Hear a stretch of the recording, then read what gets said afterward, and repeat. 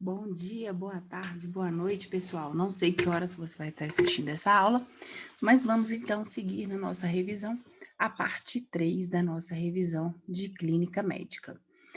No último bloco, a gente falou aí sobre na parte 2, a gente encerrou falando sobre as afecções do sistema urinário, né? A gente começou a falar sobre as infecções urinárias e agora nós vamos aí prosseguir falando sobre iniciando aí sobre as infecções urinárias. Bem, nós fizemos uma breve revisão no finalzinho da última parte do sistema urinário, para a gente relembrar, né?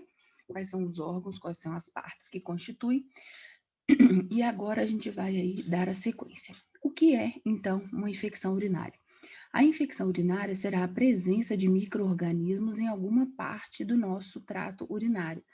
Quais são os fatores que podem predispor, que podem nos levar a desenvolver uma infecção urinária? Pode ser uma obstrução urinária, corpos estranhos, o uso de sondas, o uso de sondas, né? Sondas para urinar, seja ela vesical de alívio, aquela que é colocada e retirada na hora, ou seja, aquela de demora, que ela permanece no paciente por um tempo mais prolongado. Pode ser também doenças neurológicas, como a bexiga neurogênica, perdão, fístulas geniturinárias do trato digestivo, doenças sexualmente transmissíveis, hoje chamamos de ISTs, né, infecções sexualmente transmissíveis, infecções ginecológicas e a higiene inadequada. Sinais e sintomas: dor, ardência para urinar, dificuldade de urinar, uma urgência miccional, a pessoa ela sente aquela vontade de fazer xixi e já tem que correr para o banheiro, micções frequentes e com um volume mais reduzido, a urina com alteração de cor e odor e a presença do muco, além da presença também de febre. Qual que é o tratamento? O tratamento da infecção urinária, via de regra, é o uso de antibióticos e ou anti-inflamatórios, mas quando se constata que é a presença de um micro-organismo, tem que se tratar com antibióticos que são prescritos pelo médico. E também atentar aí para a hidratação. Nós sabemos, né, que a hidratação ela é muito importante até para a prevenção de cálculos urinários, então manter aí a hidratação constante, né, no volume que a gente calcula de 30 ml por quilo, né? Então, esse volume você faz a conta, quantos quilos você tem? Ah, você pesa, e vamos supor, não é uma hipótese, um indivíduo que pesa aí 30 quilos, não, 10 quilos, 10 vezes 30, então 50 vezes 30 e assim por diante, 60, 70, 80, tanto do seu peso vezes 30 ml é o cálculo que você vai fazer da sua hidratação aí diária. Emprego de técnica correta de sonda vesical é um cuidado, né? Para passar a sonda é preciso ter cuidado e é um ato privativo do enfermeiro, a sonda de demora e a sonda de alívio. Administrar os medicamentos, aferir os sinais com ênfase na temperatura, observar também a característica da urina. Gente, é muito importante atentar para a característica da urina, tá? Para ver se está tendo sinais de piora, presença de piúria, que é o pus na urina, presença de sangue. Então, nós temos que estar atento, né? No final do ano, eu tive infecção urinária, não é a primeira vez, e eu mesma identifiquei. Eu observei a coloração da minha urina e, como sou muito observadora das coisas do meu corpo, eu vi que a minha urina não estava com uma cor normal. Fui pela manhã, né? Urinei, olhei o vaso e falei: essa urina não tá legal, tá meio turva. Procurei um recipiente na minha casa, urinei e eu vi pelo recipiente que ela estava turva. E aí fiz o exame, infecção urinária, né? Então, em menos de 24 horas eu já consegui esse diagnóstico, tratei e não tive nenhuma complicação. Após o exame, eu fiz uma urocultura e após o antibiótico já estava tratado e ok, né? É muito importante esse diagnóstico rápido, né, da infecção urinária para evitar que essa infecção ela progrida, né, e pode se tornar até uma sepse, tá? Então, muito cuidado com a infecção urinária. Glomerulonefrite. A glomerulonefrite vai ser o que? A inflamação, né, um processo difuso de inflamação dos glomérulos renais. É uma outra doença também que acontece no sistema urinário. É uma inflamação, então, dos glomérulos, um fenômeno imunológico, tá? Quando acontece, um antígeno entra na circulação, e o nosso próprio corpo começa a se defender e produz um anticorpo que começa perdão, a depositar nos tecidos, criando uma lesão, então, inflamatória. Então, a glomerulonefrite vai ser o resultado de um processo difuso de inflamação dos glomérulos renais. Falo tanto, gente, que eu engasguei com minha própria saliva, desculpa. Então, gente, é isso, né? Um anticorpo, ele começa a gerar lesão do glomérulo e faz essa inflamação, esse processo inflamatório difuso dos glomérulos. E assim gerando a glomerulonefrite. A glomerulonefrite aguda, né? Então, ela pode ser causada por infecções de via aérea mal curadas, como faringite, amidalite, sinusite. Nós sabemos que alguns micro-organismos, eles têm tropismos por diferentes tecidos e pode acontecer, né, essa questão desse micro-organismo cair na corrente sanguínea e atingir alguma outra região, no caso, os glomérulos. Sinais e sintomas ou esses micro-organismos desencadear essa produção de anticorpos e esses anticorpos atacarem o próprio rim, tá? Então, desencadeando aí todo esse processo. Sinal e sintoma: náusea e vômito, fadiga, dor de cabeça, dor lombar, oligúria, pouca diurese, hematúria, diurese com sangue, edema facial, anasarca, um edema generalizado e aumento da pressão arterial. O tratamento é uma adequação alimentar, é muito importante, cuidado com sal, né, principalmente por causa da retenção hídrica e da pressão arterial, medicamentos antibióticos, hipotensores também, diuréticos, né, tem que ter muito cuidado, e os cuidados aí de enfermagem, com repouso, oferir sinais vitais, ênfase na pressão arterial, balanço hídrico, observar a alimentação, peso em jejum e a questão também do edema. A pielonefrite, nós vimos aí que temos outras estruturas, então o nosso rim, ele tem, né, os glomérulos e a pielonefrite, ela vai ser aí também uma outra inflamação dos rins também, que vai acometer aí o sistema urinário, assim como nós vimos lá, né, nas nossas estruturas lá de anatomia, nós vimos aí, né, a formação aí da pelve, da pirâmide renal, e a pielonefrite, ela vai ser também esta infecção e essa inflamação que vai causar aí esse processo que também desencadeia aí doenças no sistema urinário. Outra doença importante do nosso sistema urinário é a litíase renal, uma doença muito comum, horrível, uma dor fora do comum, é a formação de cálculos no sistema urinário. Cálculos que vão se formando pela deposição de substâncias cristalinas ou depósitos granulosos. Esses cálculos, eles vão se formando e essas estruturas, elas podem obstruir a passagem da urina, né? Então, essas estruturas, elas obstruem o nosso ureter, ele fica obstruído, a urina, ela vai ficar retida, né, ali na região da nossa pelve renal, ela vai ficar na região dos cálices e pelve renal, e ela não vai conseguir sair. E quando essa pedra, quando esse cálculo, ele se move, e dá uma dor, né, uma dor assim, incontrolável, né, o indivíduo, ele morre de dor.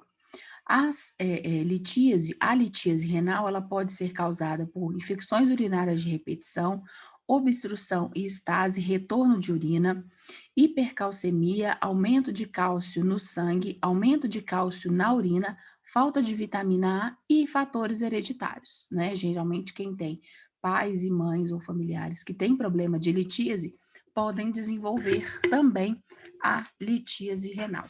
Sinal e sintoma: a dor na região lombar irradiando para a pelve, né? Na região lombar das costas irradiando para a região pélvica.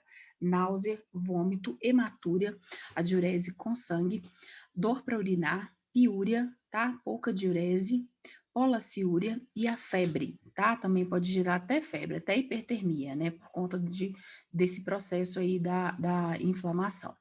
Na litíase, gente, os sinais e sintomas, então, são esses que eu acabei de falar. E como que a gente vai tratar? Primeiro, uma analgesia potente, porque a dor, ela é alucinante. Hidratar, né? Adequar a alimentação, tá? Tem que mudar, muitas vezes, a alimentação, que pode ser algo da alimentação daquela pessoa que está desencadeando a formação de cálculos. Então, é preciso fazer um estudo da urina, né? E, se possível, um estudo do cálculo, caso ele venha a ser expelido, né? E não tem a necessidade de fazer uma remoção cirúrgica, ou até a litotripsia, que é a retirada desse cálculo, se ele estiver ali obstruindo o ureter e impedindo a passagem da urina, porque se esse cálculo ele fica parado no ureter, a urina ela vai se acumular na pelve renal, e essa urina acumulada ela pode gerar uma hidronefrose, causar um sofrimento no tecido renal, no parênquima do rim, por acúmulo de urina nessa região. A urina não sai, ela vai se acumulando e vai aumentando a pressão ali na pelve renal, gerando um problema ainda maior, podendo levar à perda desse órgão. Controlar a diurese, estimular a hidratação, mas atento sempre ao volume urinário, se o que ele está ingerindo está sendo correspondente ao que está sendo eliminado, atentar para sinais de hidronefrose é muito importante, proporcionar um ambiente calmo, analgésicos e manter aí um bom acesso venoso. E como as doenças aí finais no sistema urinário, a gente tem a insuficiência renal, que pode ser aguda ou crônica. A insuficiência renal, ela ocorre quando o rim, ele não consegue remover as substâncias indesejáveis do nosso corpo, porque a função do rim é justamente fazer a remoção dessas substâncias, excretar as substâncias desnecessárias, como fósforo, hidrogênio, secretar também o volume, né, de urina excedente, o volume de líquido excedente, controlar a pressão, controlar a pressão arterial, cálcio, fósforo e a formação das hemácias. A insuficiência renal, ela vai ser o reflexo, ela vai ser ali a perda da função desse rim. Ela pode ser aguda ou crônica. Aguda é quando ela acontece em horas ou dias. Então, de repente, aquele rim para de funcionar. Refere-se à redução do ritmo, da diminuição do ritmo de filtração glomerular. Aquelas unidades funcionais que eu mostrei para vocês do rim, elas não funcionam. E isso vai causar, além da retenção de excretas que deveriam ser eliminadas, alterações hormonais, como deficiência de vitaminas. Ela pode ser classificada em ira pré-renal, né, por um problema que acontece relacionado aí anterior ao rim, uma hipotensão que gera uma má perfusão do órgão, né, uma causa que antecede ao rim, tá? A ira pré-renal, ela pode ser uma ira renal, que tem relação ali com o parênquima, alguma relação causada aí pelo rim, uma isquemia do órgão, uma glomerulonefrite, uma infecção que comprometeu ali o tecido do rim, uma perda da função renal relacionada a uma causa interna do rim, a uma deficiência intrínseca parenquimatosa, do parênquima do rim. Ela é mais ou menos 70 a 90% das causas de insuficiência aguda.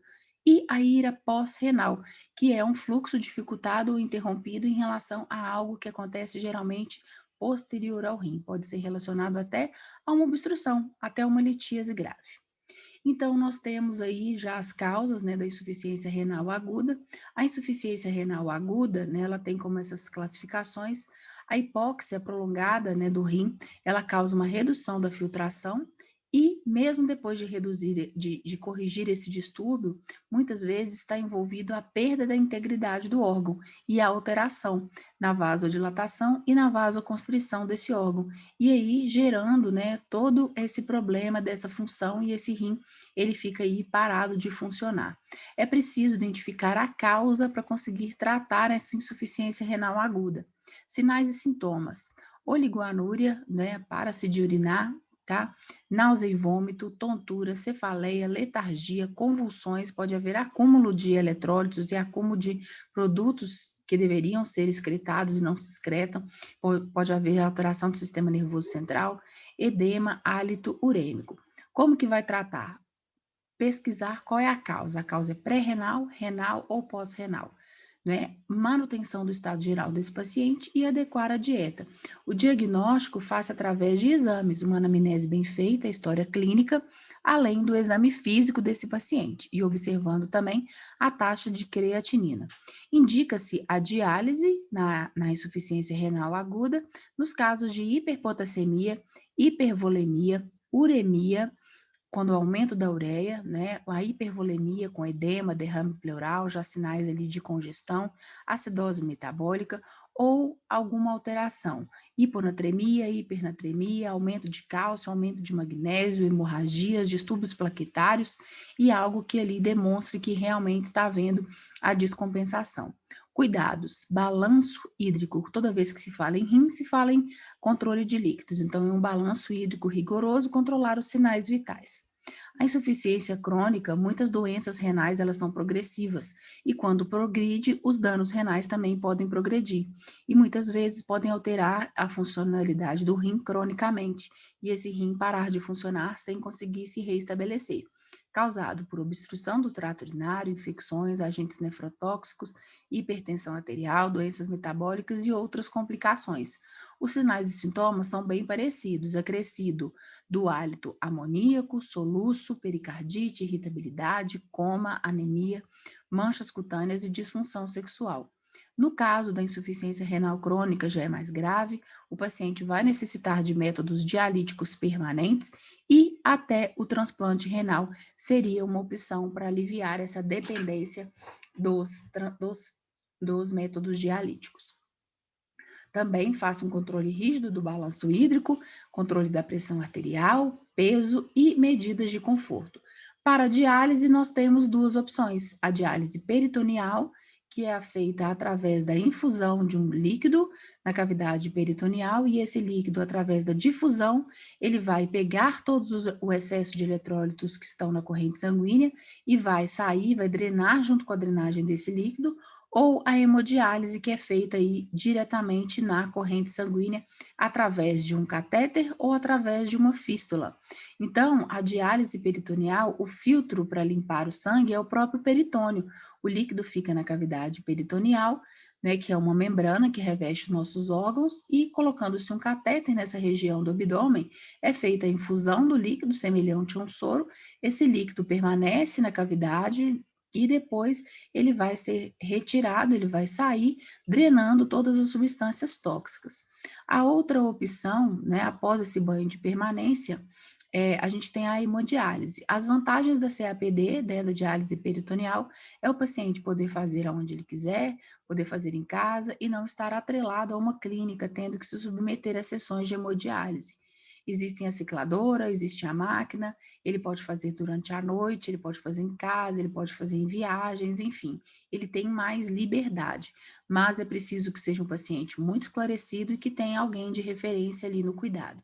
Já a hemodiálise, ela vai fazer a retirada das substâncias tóxicas, realizadas 3 vezes por semana, em sessões de média de 3 a 4 horas em clínicas especializadas, através da confecção de uma fístula arteriovenosa no membro do paciente.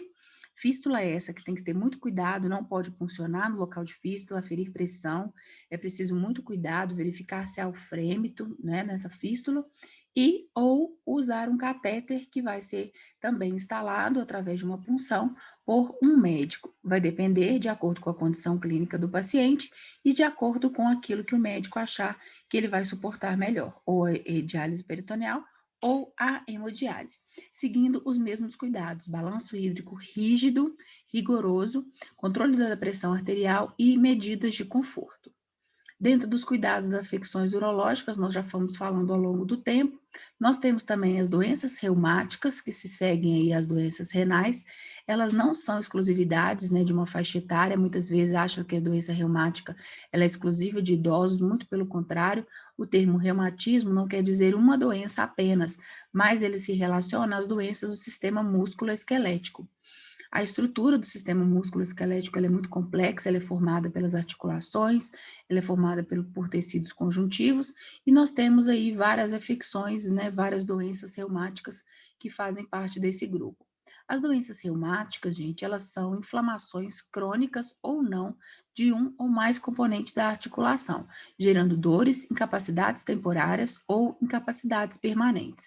A inflamação é uma reação benéfica, porém, quando essa agressão ela permanece no tempo prolongado, ela pode trazer danos e desequilibrar o organismo. E assim, né, nós temos dentro das doenças reumáticas mais ou menos mais de 100 afecções reumáticas.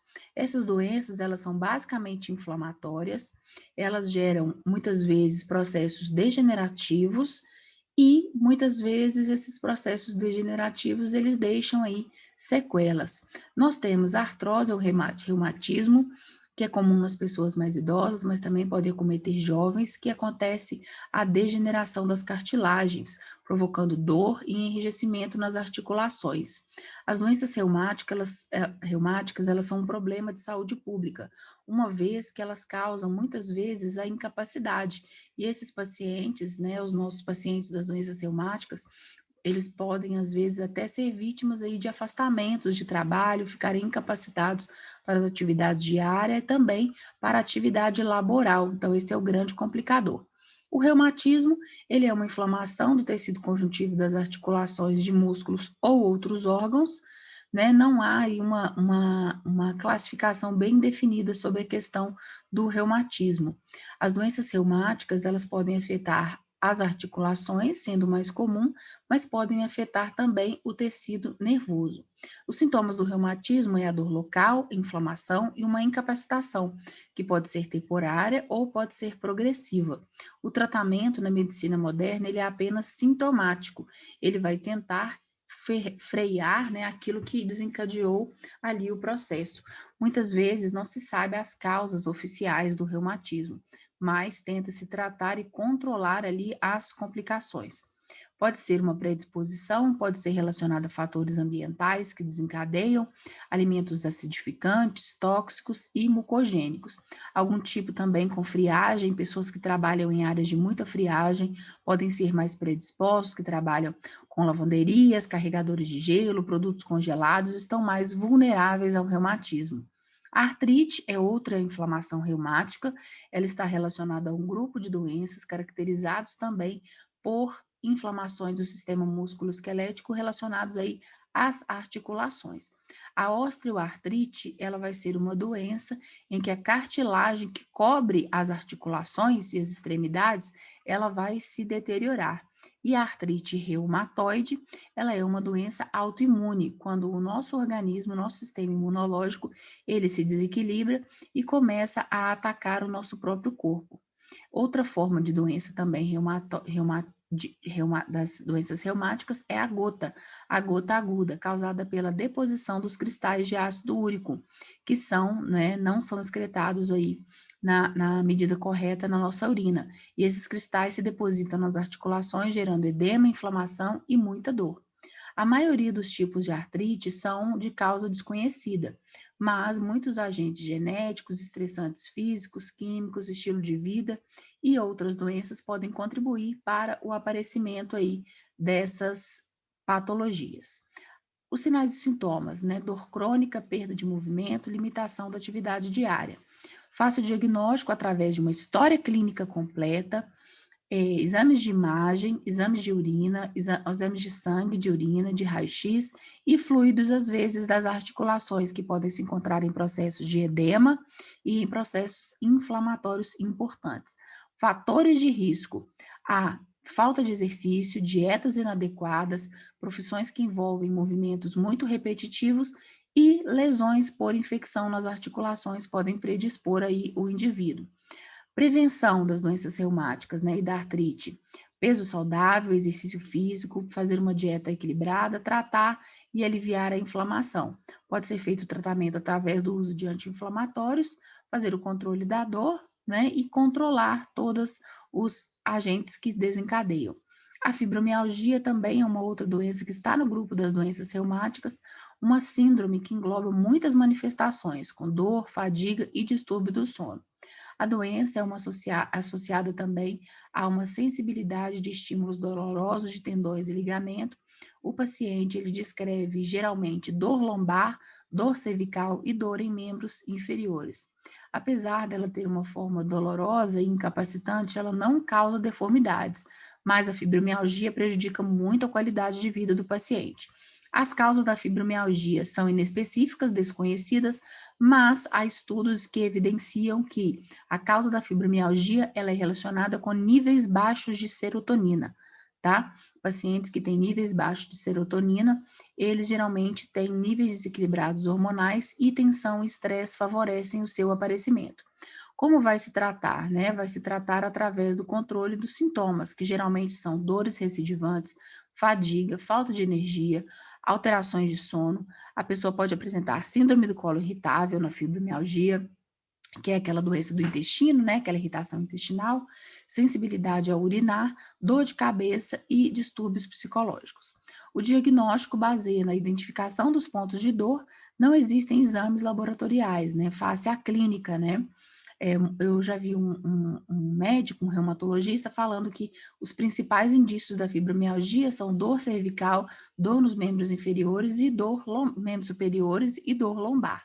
O tratamento exige um cuidado multidisciplinar, tratamento com antidepressivos, atividade física, um acompanhamento emocional, massagem, acupuntura, os tratamentos alternativos, né, as terapias alternativas ajudam muito nesse processo. E a gota, eu já falei com vocês, a gota ela vai ser a elevação do ácido úrico, formando esses cristais nas nossas articulações. A maioria dos pacientes de gota são homens, adultos. As causas estão ligadas a um mecanismo de enzima. Ou a enzima ela é deficiente na excreção do ácido úrico, tá? Então ela é responsável pela excreção, a ausência dessa enzima, ou essa enzima ela é deficiente, ela não elimina adequadamente, concentrando então o ácido úrico no sangue, que acaba se depositando nas articulações, causando sintomas de um dedo inchado, de uma articulação inchada, que pode ser no pé, na mão, no cotovelo, dando uma dor, uma crise de 3 a 10 dias de duração. Esse paciente ele vai levar uma vida normal, contudo, né, a repetição dessas crises e o não acompanhamento podem desencadear deformidades, e esse depósito de ácido úrico ficando cada vez mais acentuado, causando aí lesões, e a cura, né, não existe, mas existe a eliminação nos fatores de risco e na produção e acúmulo desse ácido úrico. Então, é possível conseguir aí controlar. A última doença reumática, o lúpus eritematoso, ele é uma doença inflamatória crônica, não tem causa conhecida, está ligado à predisposição genética, fatores ambientais, como a luz ultravioleta e alguns medicamentos. É mais frequente em mulheres jovens na fase reprodutiva. Ele manifesta-se com febre, mal-estar, emagrecimento. Os pacientes que estão sentindo dor também, dor articular, podem ser um indício, e o diagnóstico vai se basear em 4 critérios, né, dos 11 critérios que a gente vai citar aqui.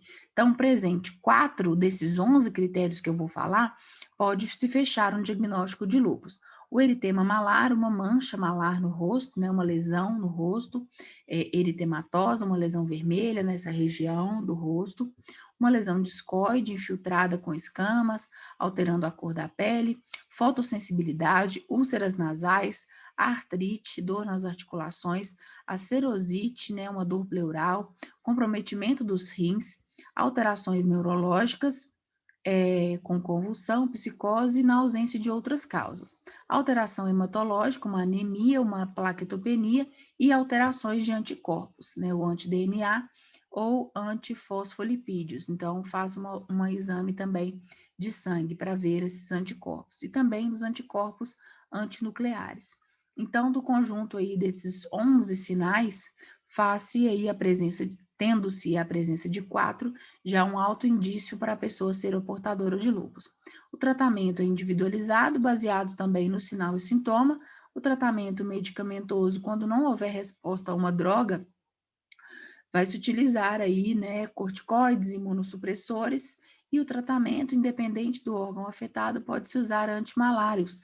A hidroxicloroquina, ela usa na finalidade de tentar poupar o uso aí dos corticoides, tá? Que são drogas muito usadas aí no lúpus. Cuidados: orientar o paciente quanto aos riscos, a exposição, a questão da luz, né? E recomendar aí uma dieta balanceada, proteger-se à radiação ultravioleta, evitar situações de estresse para evitar aí maiores complicações.